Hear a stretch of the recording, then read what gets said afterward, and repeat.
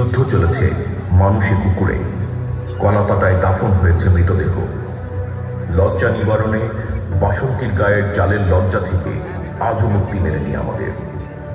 রক্ষী বাহিনীর ক্রসফায়ার ও আওয়ামী সন্ত্রাসীদের গুলিতে হাজার হাজার তরুণ যুবকের মৃত্যুর খবর ছিল প্রতিদিনের বিষয়।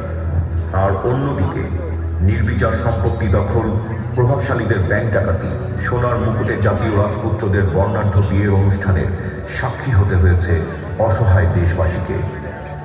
তথাকথিত জাতীয় সংসদের সিদ্ধান্তে মানুষ হয়েছে বাকশালের কৃতদাস, আর সংবাদপত্র হারিয়েছে তার প্রাপ্য স্বাধীনতা। সেদিনের এমন অন্ধকারাচ্ছন্ন বাংলাদেশে 15ই আগস্ট এসেছে ঐতিহাসিক প্রয়োজনে।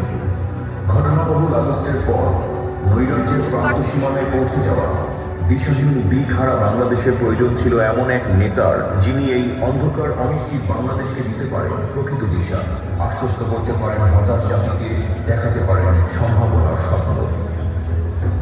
বাংলাদেশের মানুষের জন্য আলো